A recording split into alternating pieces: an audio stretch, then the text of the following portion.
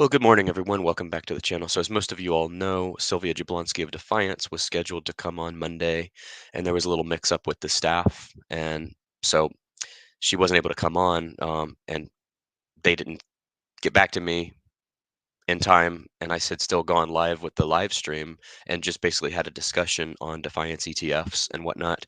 But nonetheless, we did reschedule for this afternoon. I have it set for 3 p.m. They've confirmed with me and stuff like that. So I'm going to do what I'll call take two of the questions that we have prepared for her. So what I'm going to start off with is just the basics, some background on Defiance funds. We'll do a quick little intro and stuff like that. And the first question that I'm planning to ask is revolving around the total return of Defiance compared to the indexes, and just from her standpoint, why Defiance, why she would suggest Defiance, as a good investment, how it compares to yield max, um, and questions about why the NAV doesn't seem to be recovering from the dividends being paid out, because you can look at the chart and you can see like 5 dividends have been paid out in a row, and like especially with QQQY and JEPY, that the funds just don't seem to be recovering the NAV from the dividends that have been paid out. I mean, the dividends have been great. I mean, they would get an A plus for dividends, but as far as stability of the fund's value, it would probably be closer to an F. So we're going to ask that, and then we have a sub thread in the Discord, which if you all haven't joined that, I definitely would recommend you all do, because you can directly ask questions to fund managers. If you ask a really good question, more often than not, I'll take it and I'll ask it to the fund manager. So we do have a sub thread of questions for Sylvia of Defiance.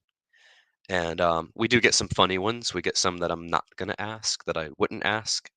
And we also get some very good ones, some very serious ones that I definitely will ask. Uh, so one that I have on the list is along the subject of what I was just referencing. How does she think her funds will perform during a market correction? What kind of recovery? Actually, this is different. This is regarding like the Black Swan event, market correction category. Oh, welcome to Jim. Good morning. Glad to have you on live.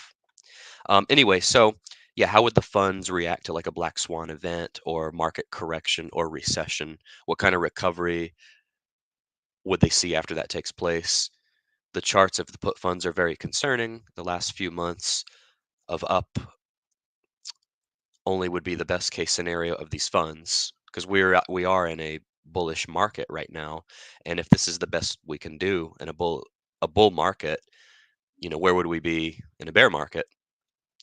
What are the charts going to look like in a downtrend is what the question says. The IV will go up and down markets, but they will be burning cash every single day based on that. This person says they would only support SPYT until they can figure out something with the NAV. SPYT will definitely be asking about that too. Let's see, do they have another tactic or option strategy that could help the erosion? How is the total return? That's what's appropriate. So actually, the Retire on Dividends channel, he has detailed videos like on total return, and he makes posts on that and stuff like that. We'll look at that as well on here. I know the total return is positive. I believe it's in the single digits. I'll definitely update it before she's on today. As far as going to Seeking Alpha, I'd probably just do that now, actually. Um, you all have probably noticed I haven't been putting out as many videos. I've actually been preparing for all these different interviews with fund managers coming on, and we did have an interview on the podcast last night, or we just did a podcast. I wouldn't call it an interview, but just we did a podcast with Capital Mindset. That was a very interesting discussion that should be posted at some point today. So it's been rather busy in terms of having fund managers on, having different guests on, going back and forth. So the video production schedule has definitely slowed. But nonetheless, I'm going to go ahead and go to Seeking Alpha on here, and we will look at the total return chart really quick. So here we go. I think I have FEPI up on one screen. Let me do this instead of FEPI. Let me look up JEPI. It's confusing. Some of you might actually think that it might be a Defiance fund because it's FEPI, which there's only one letter off of JEPI. I'm sorry, that was a total misspeak. The the point is these fund names or these fund ticker symbols are very confusing.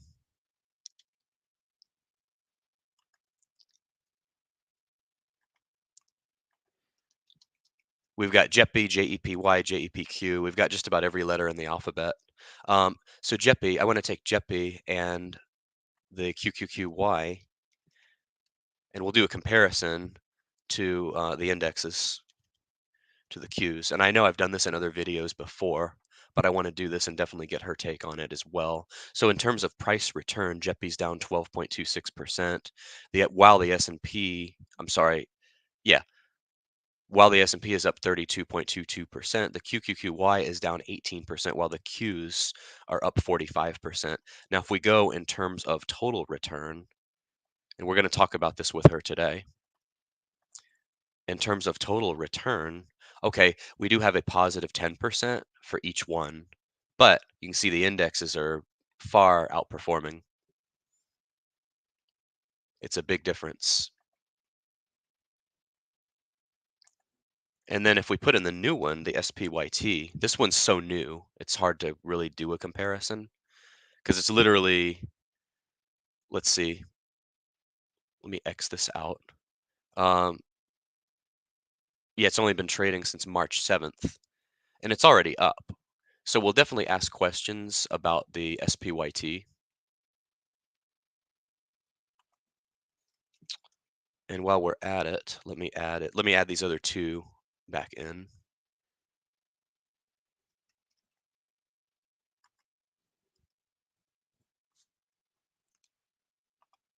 Sorry, I got my letters mixed up this morning. Okay, so let me add in these other two again. We'll just kind of compare them all. So SPYT is trading up here.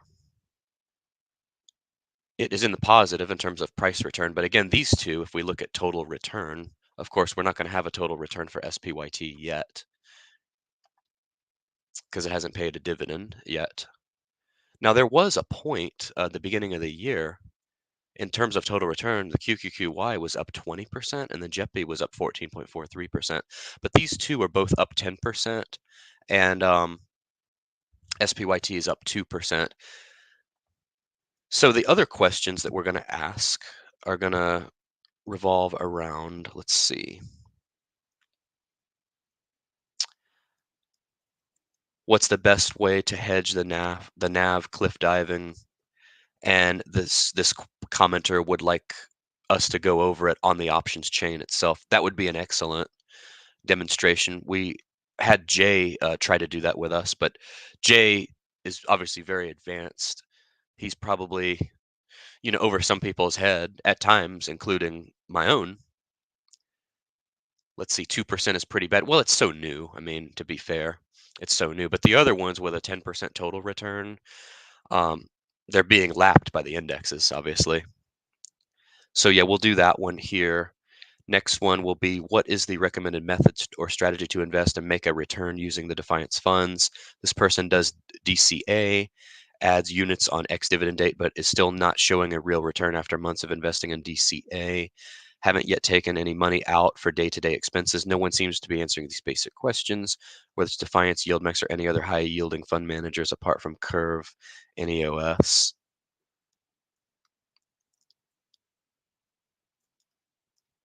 Let's see here. This is kind of somebody asked a sarcastic question here that I don't know if we may get into some funny questions. We'll see. I've never had her on before.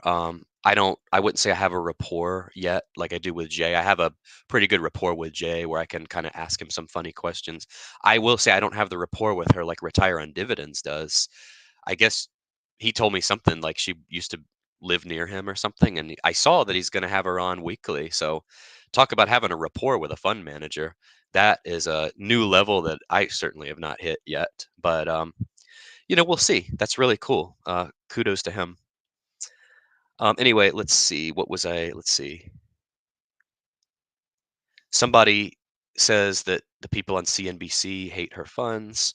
Of course, talking heads in the media are often slow to stuff. They're kind of behind the curve when it comes to investing, I feel like. Doesn't invalidate this point, though, if that's the case.